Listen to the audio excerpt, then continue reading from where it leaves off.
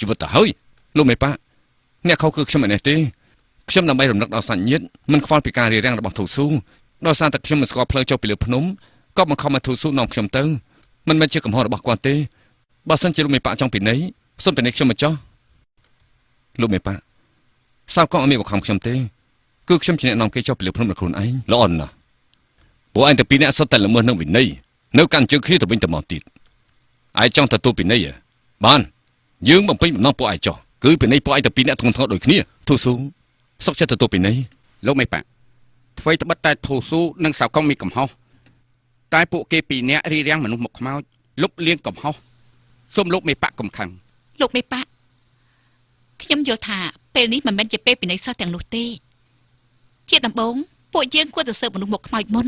យប់មិញមុនពេលមនុស្សមុខខ្មោចទៅសំណាក់ដាវលួចដាវចាយដនធូស៊ូនិងសៅកងក៏នៅជើងភ្នំត្រូវពួកគេវាយឆ្មក់ដែរមនុស្សមុខខ្មោចទាំងនោះប្រកាសជាដើម្បីបំបាច់អារម្មណ៍ពួកយើងវាយលុកទាំងសងខាងអញ្ចឹងបំណងពិតប្រកបរបស់ពួកគេប្រហែលជាគឺ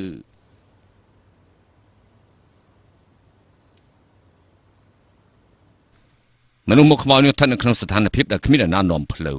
គេមិនស្គាល់ផ្លូវហើយសម្ដៅទៅសំណាក់ដាវមើលទៅបំណងពិតប្រកបរបស់គេគឺសម្ដៅមករកហ្វិនជីហេតុដូចនេះហើយតើម្នាក់នេះគឺជាសិស្សក្រុងធានយ៉ុងយើងដែរ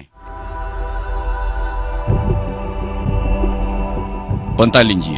ឯងគួរតែដឹងឲ្យច្បាស់ថានៅក្រុងធានយ៉ុងនេះក្រៅពីឯងខ្ញុំនិងលោកគ្រូឯងមានតែធូស៊ូហើយនិងហុងអ៊ីទេដែលដឹង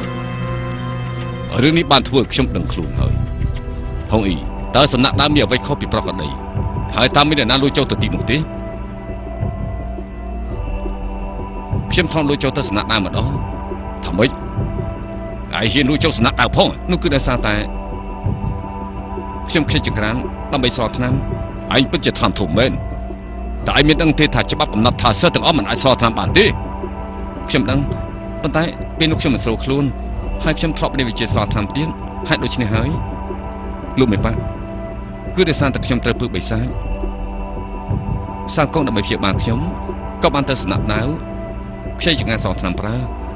សំណាក់ដាវគឺជាកន្លែងដ៏សំខាន់ឲ្យយ៉ាងសាកងតើឯងលួចទៅដល់របៀបណាគឺខ្ញុំឲ្យសាកងចូលតែ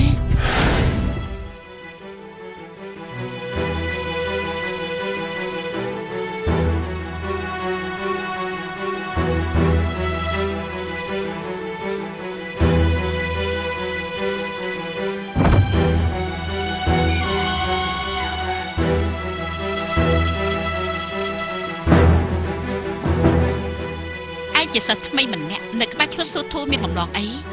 បំណងគុណទឹកមួយដំណក់សងវិញមួយធុងកុំថាឡាយដល់គុណជួយជីវិតនោះទោះជាយកជីវិតទៅបដូរក៏ជាតាមត្រូវដែរខ្ញុំមិនត្រូវការជីវិតឯងទេខ្ញុំអាចឲ្យឯងចូលទៅស្លោះថ្នាំប៉ុន្តែស្លោះថ្នាំរួចហើយត្រូវចាក់ចេញពីក្រុងធានយ៉ុងឯងព្រមទេអត់ទៅយល់ព្រមឲ្យខ្ញុំប្រើប្រាស់ចង្ការសងថ្នាំព្យាបាលរបស់ធូស៊ូជីហើយខ្ញុំសុខចិត្តចាក់ចុងលោកមេប៉ាសាកងចូលដល់សំណាក់ដៃហើយខ្ញុំនៅក្បែរខ្លួនគេតែរហូតគេគ្រាន់តែប្រើចង្ក្រានឆ្លោះថ្នាំតែប៉ុណ្ណោះអត់មានសកម្មភាពអ្វីផ្សេងទេ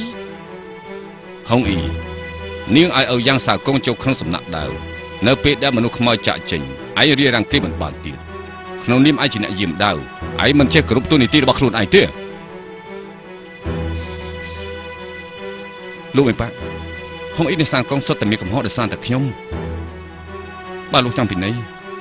សូមពីនៃខ្ញុំតែម្នាក់ឯងបានហើយលោកមេប៉ាខ្ញុំធ្វើការប្រហែសខ្ញុំសុខចិត្តទទួលពីនៃលោកមេប៉ាអ្វីត្បិត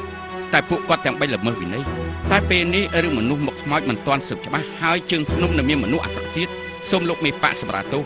ឲ្យពួកគាត់លុបលាងកំហុសទៅ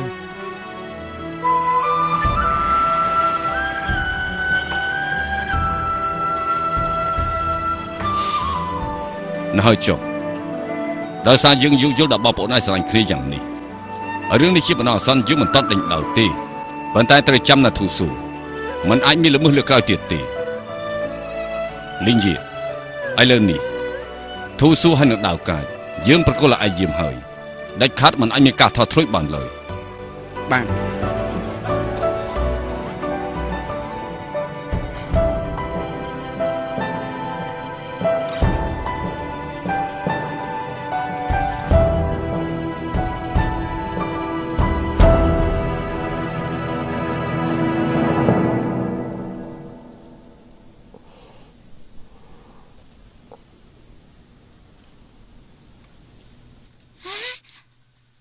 ឯងដឹងខ្លួនហើយ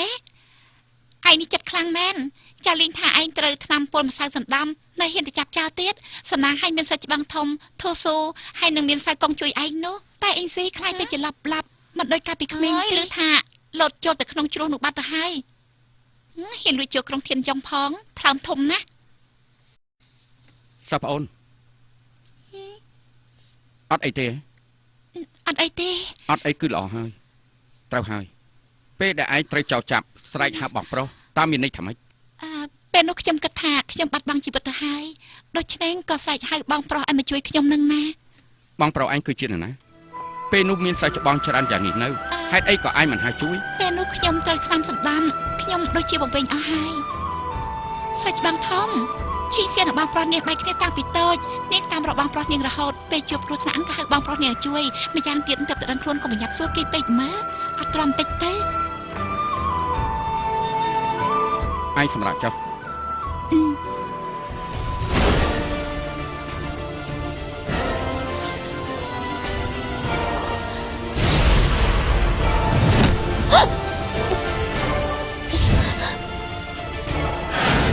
ម្នាក់នោះគឺបងប្រុសខ្ញុំមែនទេ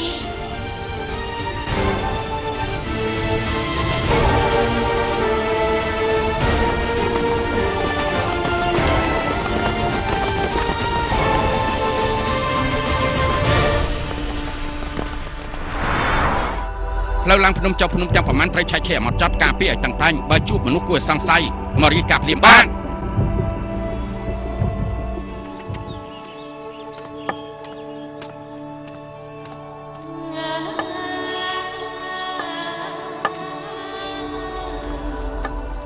ឈប់សិនខ្ញុំគឺមនុស្សយៅទូ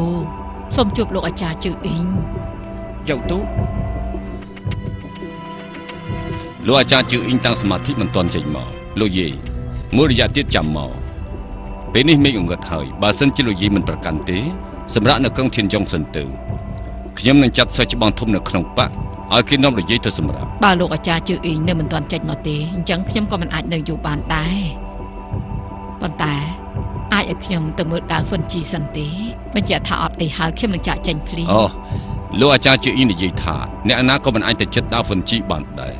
ម្យ៉ាងទៀតលោកយាយទុកចិត្តចោះក្រុងធានយ៉ុងមានអ្នកជំនាញយាមដាវដាច់ខាត់មិនមានបញ្ហាអីទេសូមលោកយាយក៏មានការព្រួយបារម្ភអីលោកអាចារ្យហានស៊ូជនជាតិយើងទូខ្ញុំយាមដាវនេះតាំងពីបុរាណបើគុំតែភ្លើងហ្វិនជីមានការប្រែប្រួលនោះខ្ញុំចាំបាច់ធ្វើដំណើរពីឆ្ងាយមកដល់ក្រុងធានយ៉ុងធ្វើអីសូមលោកអាចារ្យឲ្យខ្ញុំទៅមើលបន្តិចទៅ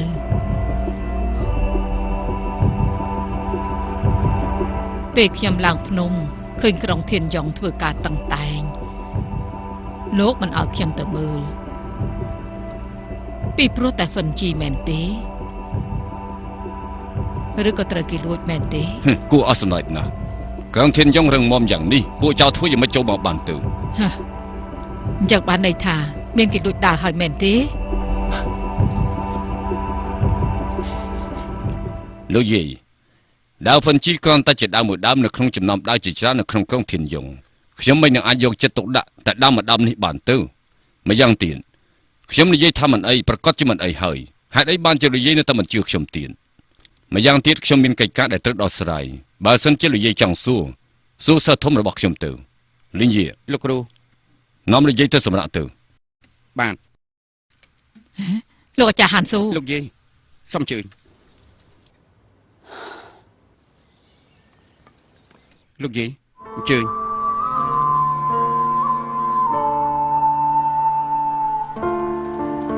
ក្រុងធានយ៉ុងពិតជាកន្លែងសំសិលដែលស្អាតដូចជាឋានសួគ៌មែនប៉ុន្មានឆ្នាំនេះហានអ៊ីងសុខសប្បាយជាទេហានអ៊ីងស៊ីលោកយាយនិយាយពីណា8ឆ្នាំមុនគ្រូឯងនាំក្មេងប្រុសម្នាក់មកពីយើងទូឯងអត់ដឹងទេខ្ញុំហាត់គុណជាមួយលោកគ្រូតាំងពីតូចលោកគ្រូអត់មាននាំក្មេងឈ្មោះហានអ៊ីងស៊ីមកក្រុងធានយ៉ុងទេមើលទៅលោកយាយច្រឡំហើយសូមអញ្ជើញ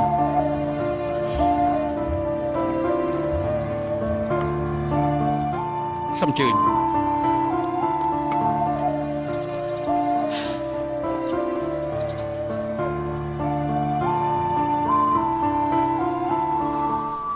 សាច់បងធំខ្ញុំកំពុងតាមរកបងមានកែគ គឺមានការតាក់ទងនឹងចៅចូល ខ្ញុំនាំ មួយ ជាវជុំបន្ទប់សិនបន្តិចទៀតចាំខ្ញុំត្រនេះ ចា សូមជឿ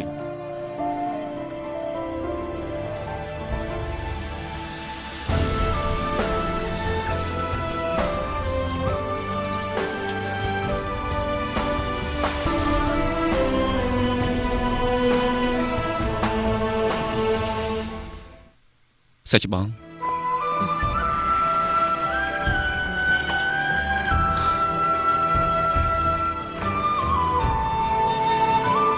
មួយរយៈនេះឯងមកនៅខាងក្រៅក៏មកខាងមុខអីខ្ញុំបានផ្ដាច់ផ្ដាំសៅកុងឲ្យយកបាយទៅឲ្យឯងរាល់ថ្ងៃហើយ ដោយសារតែរឿងចុះពីលើភ្នំកាលពីលើកមុននោះមែនទេ មានលោកយាយម្នាក់មកពីយោទូលោកគ្រូមុនពេលចូលតាំងសមាធិផ្ដាច់ផ្ដាំថាបើមនុស្សយោទូមកឯងមិនអាចជួបពួកគេទេ យោទូ